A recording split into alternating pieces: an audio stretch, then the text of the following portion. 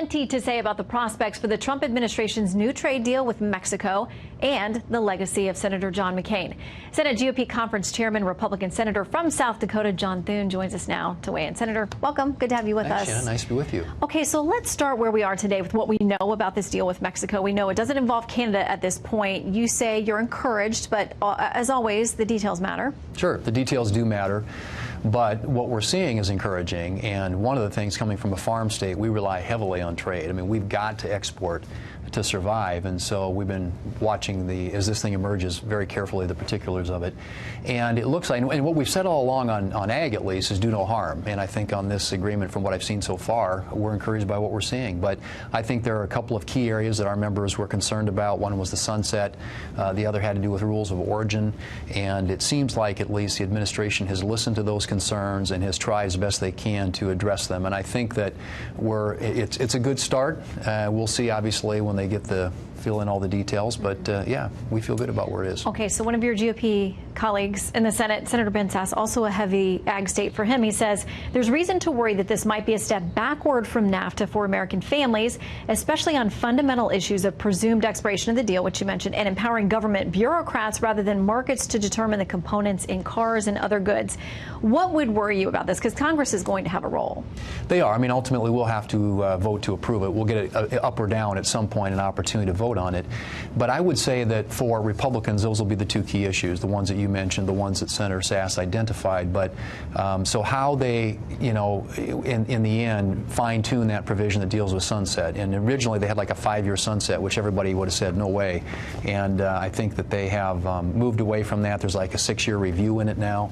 And then also on rules of origin, which was the other issue. I think those are the 2 points that there's probably going to be the most contention about. And so as we work through this, our members are going to want to obviously weigh in as they get the finer points put together. What do you make about the president calling this the U.S.-Mexico trade agreement? He's not calling it NAFTA, but a lot of folks are saying, listen, if you're going to do this and you're going to add Canada. And by the way, one of the former Canadian trade negotiators, Larry Herman, said today, I think it's appalling that Canada has been kept at arm's length from these talks over the past number of weeks.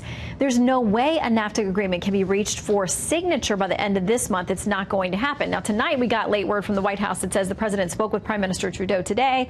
They talked about U.S.-Canada trade and agreed to continue their conversations. Well, and it sounds like the Canadians are starting to engage, and I think that's what the administration's been hoping would happen, because at least at this point it has been sort of a bilateral discussion between the U.S. and Mexico.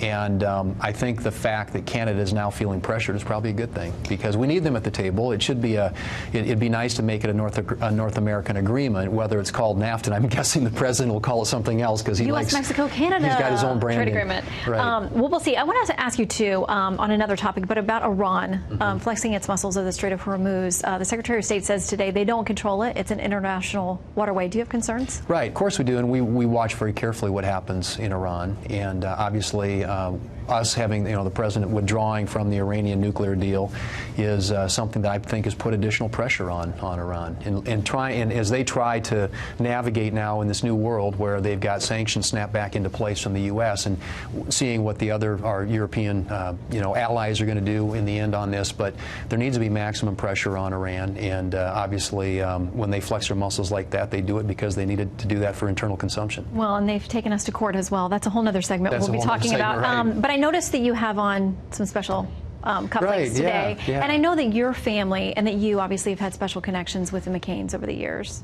Well, when I got to the Senate in January 2005, I immediately got on the Armed Services Committee, and I got an opportunity to travel a number of times with Senator McCain.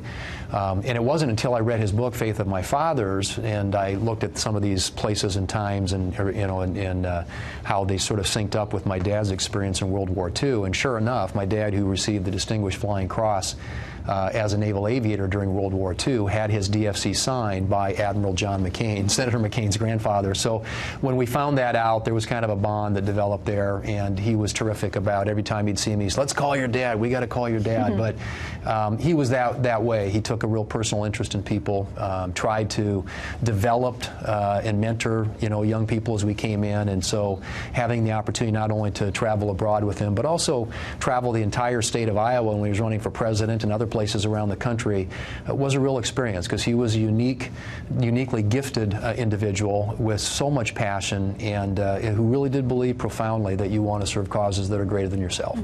And by the way, these say McCain 2008, is it? Yeah, I From think the that's, campaign? yeah, that's right. These were presidential from that election, and I wish he'd have won. A lot of memories. All right. Senator, thank you for coming in tonight. Nice to be with you. Thanks, Shannon.